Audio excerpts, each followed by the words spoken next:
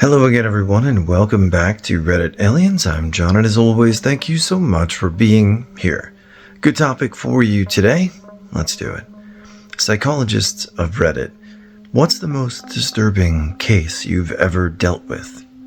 Please remember to like, share, comment, hype, listen, and ask for shoutouts. And subscribe. I worked for a residential treatment place for teens. They were committed to us against their will for a minimum of 6 months. Most had stories you wouldn't believe. The worst was a 13-year-old girl.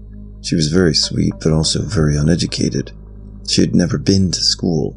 Her mother left, I think, when she was very small. The dad beat her and her brother regularly. She was also having with her brother. She got pregnant. The dad took the infant at birth out into the woods and killed it.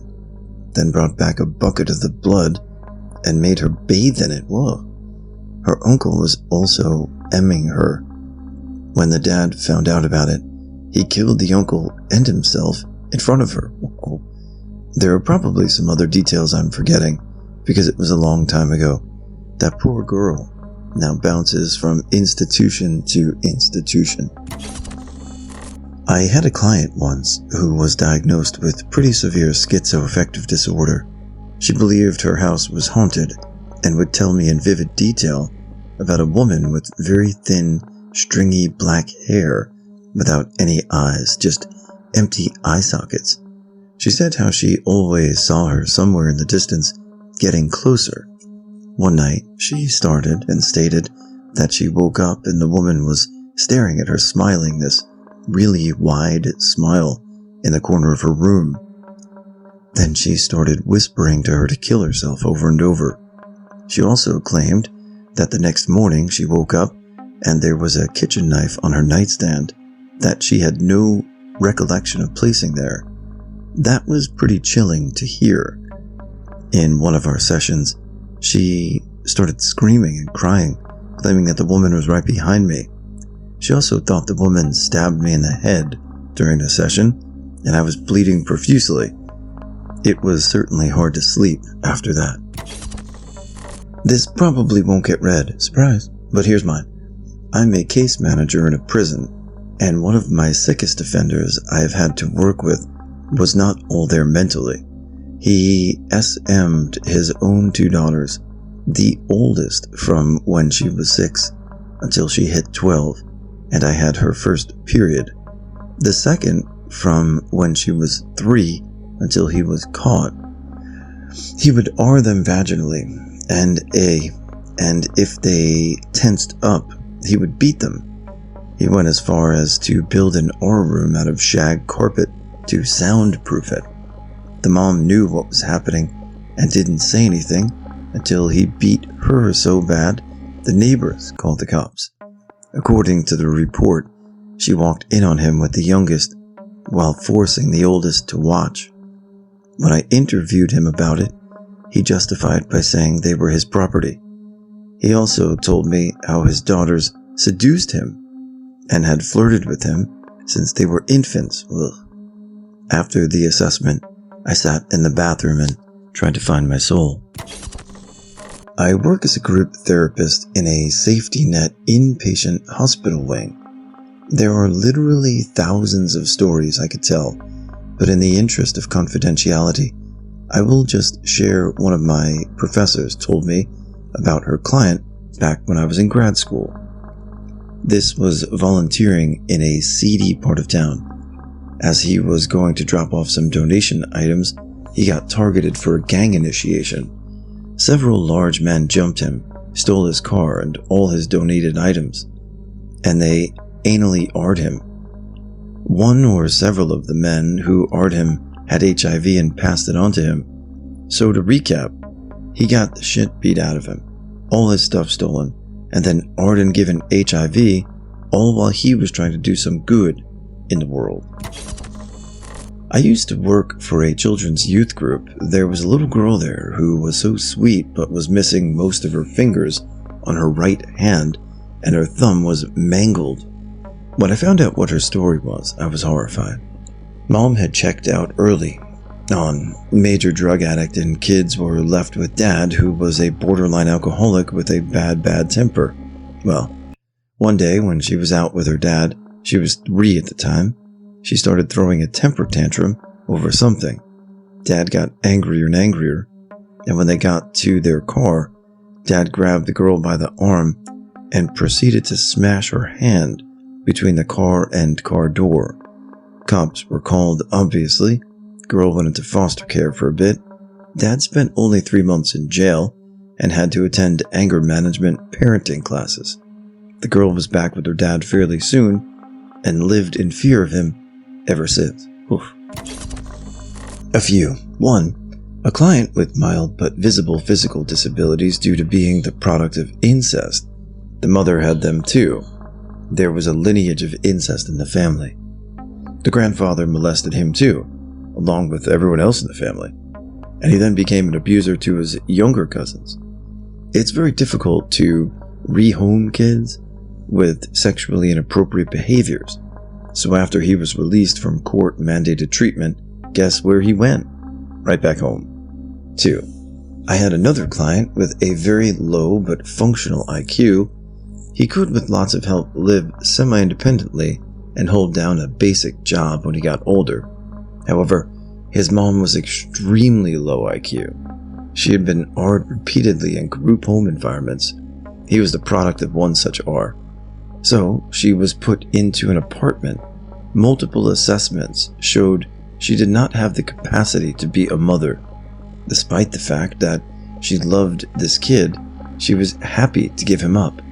He was unattractive and had severe developmental delays, even considering his IQ, due to living in an inappropriate environment. The court deemed time and time again that it was best to keep the bio family together and sent him home over and over. His entire life was cycling in and out of services.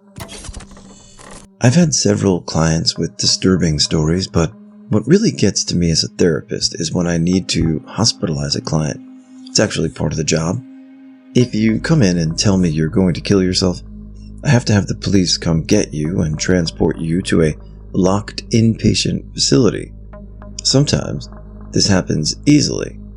The client knows it's the best thing for them and goes willingly. Sometimes it's less easy. The client's rage may or may not threaten me and eventually flee, only to have the cops pull him or her over and transport the client to the hospital in the back of a squad car. Whatever way it happens, I will never get over that feeling of complete and utter sadness of watching someone I care about, yes, good therapists actually care about their clients, go into the hospital. I'm not sad because they went in, but because they so easily could have lied to me and gone home and taken their own lives. I'm lucky enough to have not experienced that, but I know if I keep practicing, then I probably will. So I guess the disturbing story is mine. I know that for all the work we do together, and as well as some people might seem to be feeling, anyone I meet might choose to kill themselves, and I may not be able to get them enough help first. Was in treatment last month in Adolescent Place residential long-term treatment and met a few strange stories. One young girl, 10 years old, had a newborn sister, who was getting more attention from her mother than she had, and so attempted to kill the baby for her mother's love. Another was adopted into a huge family, 11 years old, and constantly tried to strangle other children before she came to treatment, claiming that voices told her to. She constantly saw things and reported hearing threats, but I don't think she was diagnosed with schizophrenia. She also had horrible panic attacks, where she would stiffen and have tremors, and if she were possessed, I've never seen panic attacks play out as horrible as they did for her. A few more I would be able to tell in depth, but what bits and pieces I have, every person there has a pretty messed up story. Alright guys, these stories have been pretty disturbing so far, and some of them are even more disturbing. Also, the last story is a spoiler for the movie Sling Blade, so if you never saw that movie with Billy Bob Thornton, it sounded familiar when I started reading it, and I just go. And then about halfway, I'm like, oh, that's... Anyway. So if you haven't seen Sling Blade and you're interested in it, you might want to skip the last story. But, I mean, the movie's like 30-something years old, so I don't feel bad talking about it. But anyway, quick shout out. Just want to say hi back to Larry. It does mean something. And to Sienna, Scary Mom, or Spooky Mom 6682, something like that.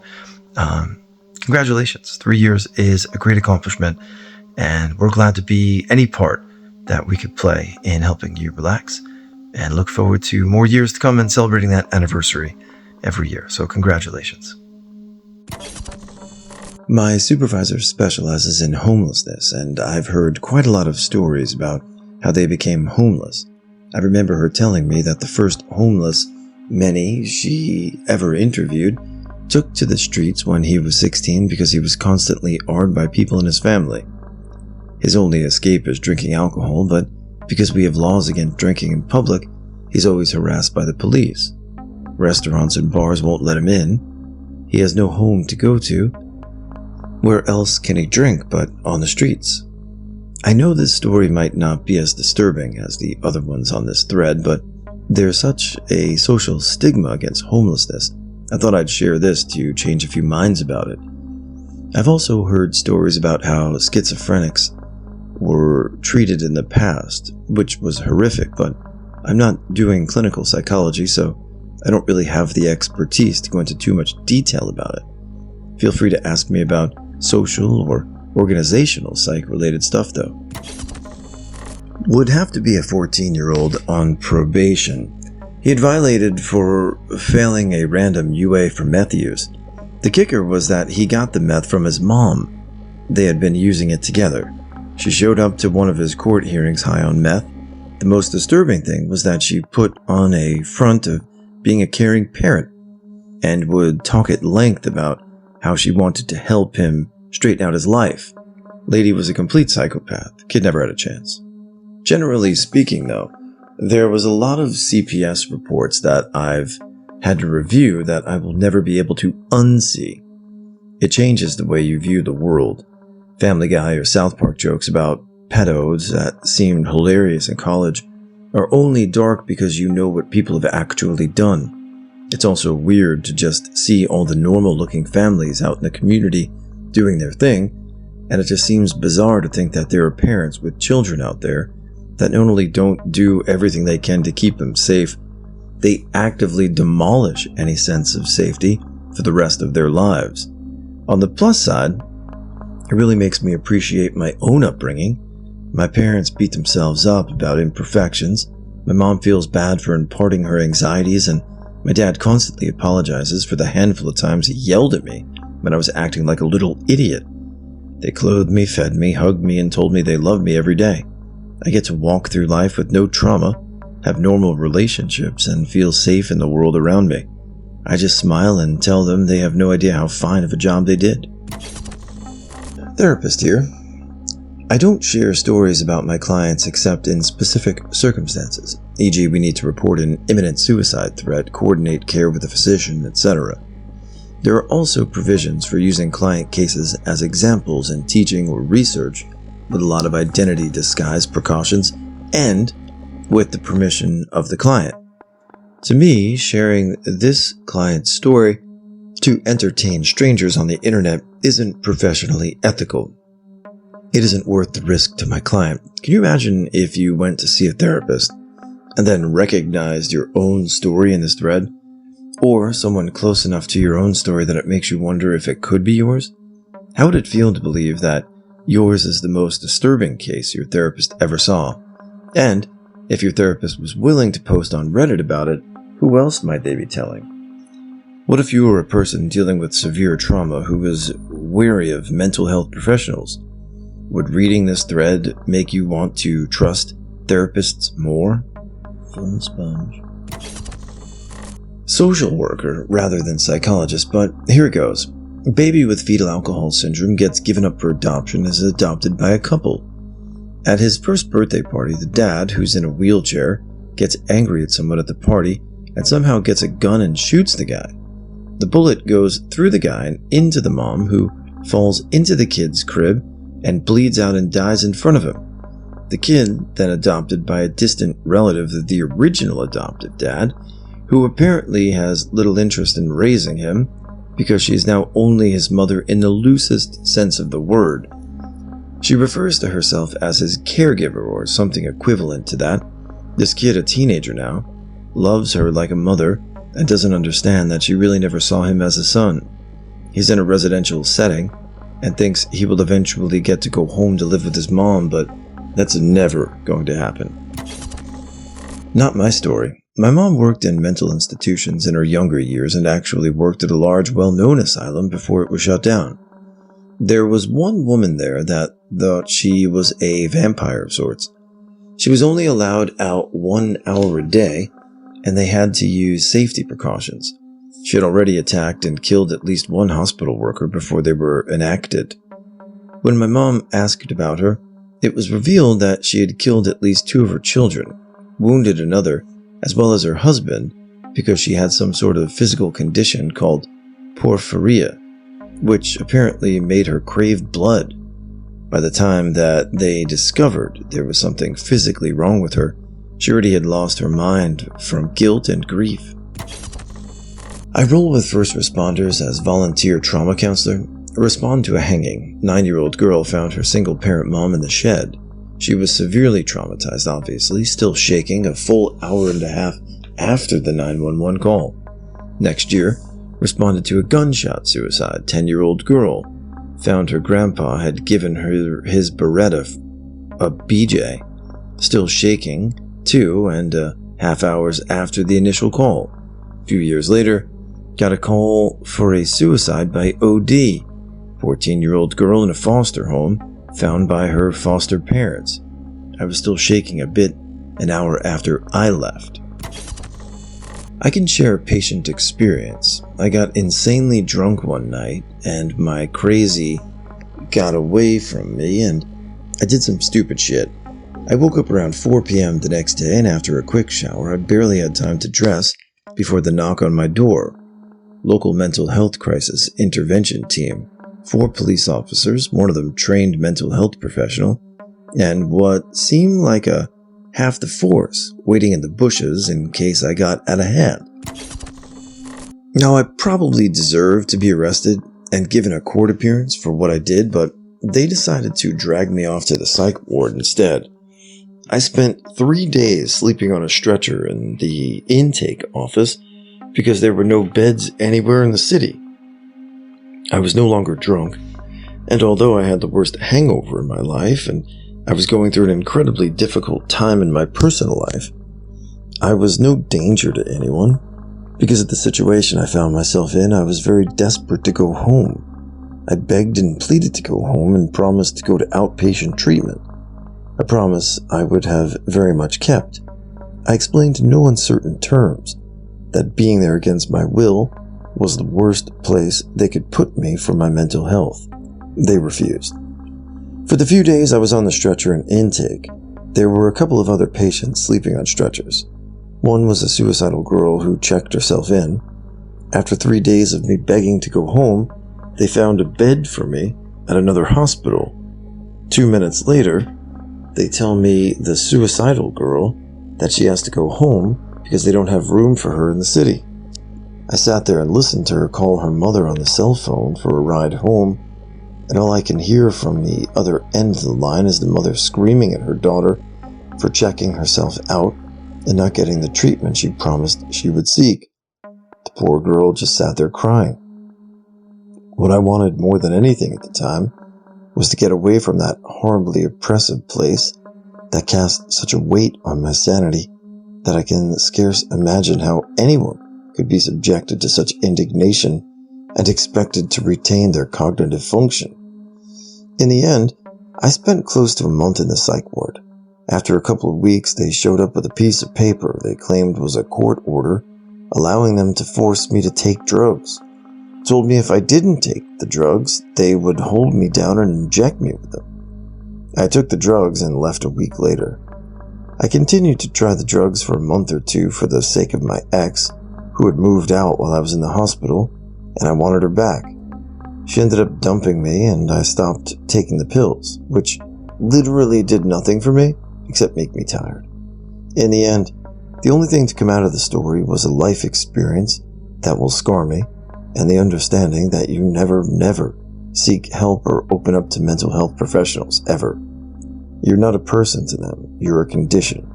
And the things that come out of your mouth are not your words, but rather products of said condition. I hope that girl is alright. She really needed some help. A relative of mine's story. The worst thing she'd ever encountered wasn't the pedos and abusive alcoholics, the maddeningly depressing stories and lives of veterans who just couldn't seem to do anything but destroy their lives and themselves day after day. She had a woman come to her for a consultation asking about therapy for her 6-year-old son who had been found at school performing orals on a peer. When questioned by the initial authorities involved in the case as to why he was doing this, his response had been, "That's what my dad does to me." Oof. What's beyond fucked up is that after talking with the mother for an hour, it became clear that she wasn't interested in getting therapy for her son. She was looking for and eventually found a therapist to tell her that her son had made it up and that this was completely normal behavior. I feel pity for pedos, even the unrepentant. This woman, her own child, so she can stay with the stepfather? There isn't a word for how evil that is. I have a bunch actually. Some from my professor's experience and some from my own. One I heard was this: a young man suffered a severe head trauma after a motorcycle accident. The doctors were unsure of the extent of the damage, but he seemed normal and passed many of their tests to check for neurological damage. They allowed him to go home and he went home. About a week after, he went into a restaurant and sat down. He was alone, and as he began to eat what he had ordered, he noticed something bizarre. Across from him was a man who was looking at him intently, just staring. The man felt uncomfortable. He tried to look away and not notice, but each time he looked up, he saw the same thing. This mysterious man would stare at him. It got so bad that he had to call over the waiter. He asked him, "Would you please ask that man over there why he stares at me?" The waiter looked in the direction of the man, and he pointed and he looked back at the man and said, "Sir, that's a mirror." I worked many years at a residential facility for adolescents and children, so I remember a few. One teen boy I met had trouble getting along with others. His mother used to strike him with a whip while having intercourse with him on an altar as part of a satanic ritual. Jesus. Another boy was 11 and one of the best behaved children on his unit. This was amazing given the fact that his parents used all their children as child prostitutes, forced them to have S with each other, and also forced them to eat with their oatmeal. Ugh. A teen girl had overwhelming compulsions to shove things into her V, and we were forced to keep her in wrist-to-waist restraints with mittens on her hands to prevent this. She would put staples, pencils, anything really inside herself. She had been AR'd by all the males in her family, brothers, father, and grandfather. I don't know the history of the other teen boy, but he would have S with anyone and anything. He claimed to be sexually attracted to the space shuttle and desired to be a welding machine when he grew up. He was once caught masturbating with a grasshopper in his hand. When asked, he said he was having sex with the grasshopper. He masturbated so frequently that we were required to give him a small cup of Vaseline at night so he wouldn't chafe. I work in a residential treatment facility for mentally disturbed children. We get kids who have trauma of all sorts: neglect, SA, physical abuse, emotional abuse, and neglect. The occasional gangbanger, oppositionally defiant kids, all sorts. Anyway, we have to know about the kid's background when they come in. I worked with a kid who had been made absolutely crazy by neglect and abuse he suffered at the hands of his mother. He was 13 when I worked with him and had endured years of unfathomable hardship. He was locked in a windowless room with his two sisters for days and weeks at a time. His mother would have parties in which he and his sisters would be passed around and SA'd for hours. They were barely fed, but when the cops found them in the room, they were covered in their own poop, which sat nearly 6 inches deep on the floor. They said they could smell the room the second the front door opened. When they got to the door to the room open, they instantly vomited. He didn't talk for months after he was rescued. When he did finally come to us, he would still urinate and defecate in his room regularly, as it was what he had known for years. He would hoard food and have spells of rage in which he would destroy property and assault staff. He was a sweet kid when he was there, but when he checked out and raged, he was bent on killing. We do physical holds in this situation for child safety as well as their peers and our own. He was in more holds and more violent holds than I'd seen in 5 years working there. His story has stuck with me and always will as a reminder of how cruel people can truly be to the people around them. I'm not a psychiatrist, but I am the patient of one, and we're sort of like best friends. She'll tell me stuff about her family. We love the same books and have the same sense of humor. Anyway, there was one day when I had an appointment and she told me her record of worst thing a patient or parent had said to a kid had been broken. She works with children, young adults, and families. The runner-up was a young man. She never mentioned what was wrong with him, but his mother had told him she'd rather kill herself than live with him. My memory's not that great, but I think she had OCD. The worst one was absolutely horrifying, although really tame compared to some of the things I've been reading in this thread. It was a mother and daughter. The daughter had a severe eating disorder. Mother told the girl she wished she'd had an abortion rather than give birth to someone so stupid and ugly. Oh, God. These are the types of stories that make you wish those vigilante groups existed everywhere.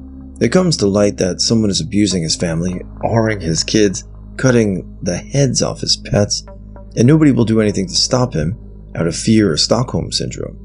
A group of dudes come to the perpetrator's house in the night and just murder the out of him.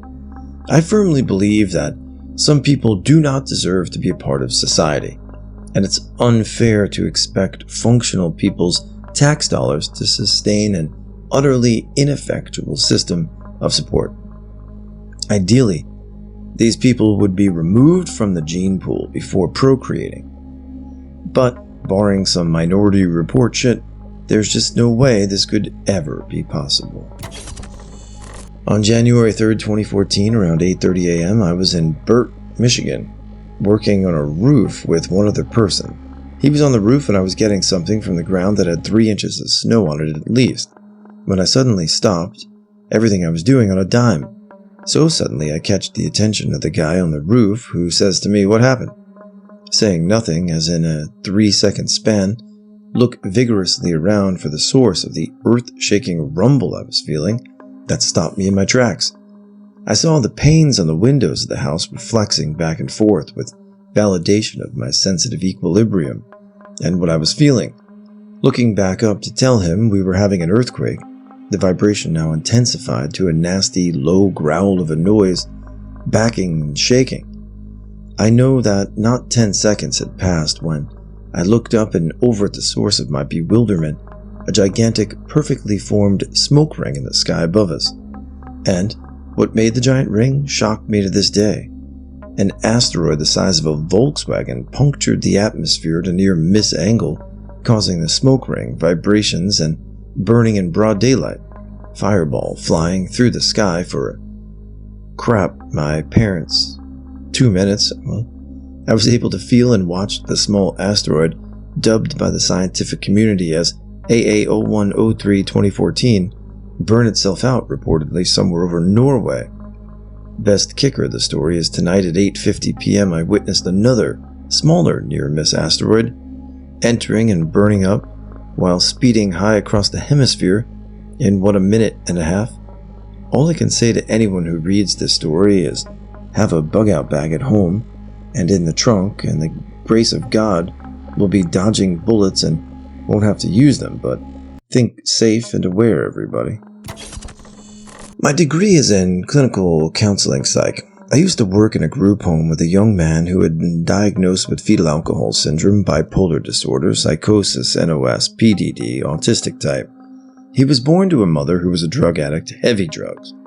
When he was just a toddler, she would lock him in the bathroom by himself with a PB&J so she could go party. He's now doing very well, but has OCD focused around bathrooms and tools. I now am a crisis worker with a local hospital. The other day, a guy was brought in by his parole officers because he drove 5 hours away and could not remember anything. His parole officers said he never missed a meeting or drug test. When he was found, he didn't know his own name, his family, his childhood, nothing. He went to prison for CP. When he was told this, he refused it was him, insisted someone else did that. He had been with his parole officer for 2 years and they insisted he wasn't acting. He convinced 3 psychiatrists that this was real, truly a case of dissociative fugue state. When he signed his 201, the mother requested to see his signature. Even his signature had completely changed. I'm not a psychologist, but had to take on the role for a year for this one girl I met in a game. We talked, got very friendly, and eventually she told me that she was a cutter and lived with suicidal thoughts. The reason? Her brother had AR'd her multiple times when she was between 7 and 12 years old. She could never find the strength or courage to tell a real psychologist or even her parents. 2 years ago, I lost touch with her since I went out of the country to do a job. Never heard from her again, even after trying to contact her multiple times. I reckon what you's a wanting to know is why I'm in here. Reckon the reason I'm in here is 'cause I killed somebody. But I reckon what you's a wanting to know is how come me killed somebody. So I'll start at the front and tell ye. I lived out back of my mother and father's place most of my life in a little old shed that my daddy had built for me. They didn't too much want me up there in the house with the rest of them. So mostly I just sat around out there in the shed and looked at the ground. I didn't have no floor out there, but I had me a hole dug out to lay down in, quilt or two to put down there. My father was a hard-working man most of his life. Not that I can say the same for myself. I mostly just sat around out here in the shed, tinkering with a lawnmower or two. Went to school off and on from time to time, but the children out there, very cruel to me, made quite a bit of sport of me, make fun of me quite a bit, so mostly I just sat around out there in the shed. My daddy worked down there and saw the mill and the planer mill for an old man named Dixon. Old man Dixon was a very cruel feller. Didn't treat his employees very well, didn't pay him too much a wage, didn't pay my daddy too much a wage, just barely enough to get by on, I reckon. But I reckon he got by all right. I used to come out, one or the other of them, usually my mother, feed me pretty regular. I know he made enough where I could have mustard and biscuits 3 or 4 times a week. But old man Dixon, he had a boy. His name was Jesse Dixon. Jesse was really more cruel than his daddy was. He used to make quite a bit of sport with me. When I was down there at the schoolhouse, he used to take advantage of a little girl, share in the neighborhood and all. He used to say that my mother was a very pretty woman. He said that quite a bit from time to time when I'd been down there at the schoolhouse. Well, I reckon you want me to get on with it and tell you what happened, so I reckon I'll tell you. I was sitting out there in the shed one evening, not doing too much of nothing, just staring at the wall, waiting on my mother to come out and give me my Bible lesson. Well, I heard a commotion up there in the house, so I run up on the screened-in porch to see what's going on. I looked in the window there and saw my mother laying on the floor without any clothes on. I seen Jesse Dixon laying on top of her. He was having his way with her. Well, I just seen red. I picked up a Kaiser blade that was sitting there by the screen door. Some folks call it a Sling Blade. I called it a Kaiser blade. It's kindly a wood handle, kind of like a axe handle, with a long blade on it, shaped kind of like a banana. Sharp on the edge, and dull on the other. It's what the highway boys used to cut down weeds and whatnot. Well, I went in there in the house, and I hit Jesse Dixon upside the head with it.